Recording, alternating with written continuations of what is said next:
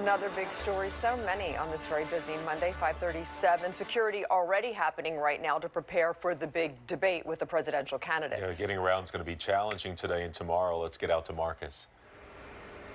Hey guys, so this is a perfect example of what we're talking about with barriers changing a lot. So we were just here in the last half an hour and that was all blocked off heading up to the Benny. Now it's clear. So that's going to be okay for today. If you're trying to head into New Jersey, you're going to be okay, but not tomorrow evening. That's going to close getting up on the Ben Franklin over there into New Jersey. But they had closed it off because they had set down more concrete barriers to the right over there. And looks like they stacked them twice there. They doubled them up in that particular section there. So just an example of this is what's going to happen in and around Old City. So even not the more permanent, quote unquote, barriers that are going to be there for more than a day, there's going to be all these temporary barriers set up to bring in equipment. So be aware of that. But the stuff that's going to be more longer lasting is Tuesday morning. So tomorrow morning, Arch to Market Streets between 4th and 7th Streets. That's going to close to both cars and folks trying to walk.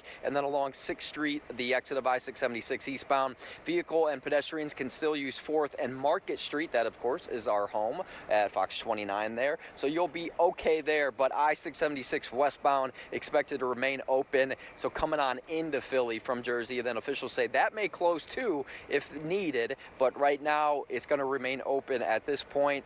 And then access, as I mentioned earlier, eastbound lanes for the Ben Franklin Bridge from I-676 there into New Jersey. That's going to close after rush hour tomorrow evening. This debate is later in the night, so that should not be as big of an issue, but it is certainly going to be an issue. They're going to close it after that rush hour traffic, and of course it's going to bring a lot of reactions from folks who work and live around here.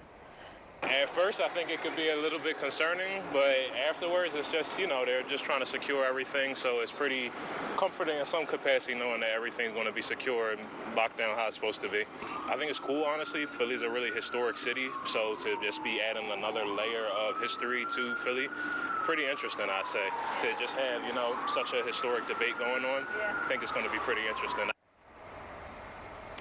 It's going to be a lot of change and a lot of interesting movements around the city here. So if you don't have to be in Old City, as Bob mentioned, do not make the trip here because it is going to be congested and packed, and it should be. You got a current vice president coming into town, then of course the former president with everything that happened this summer as well. Security is as high as it ever could be for this event, the first debate, really the only debate that's scheduled. So all eyes on Philly tomorrow, especially Old City, but just keep it tuned to us on the traffic updates.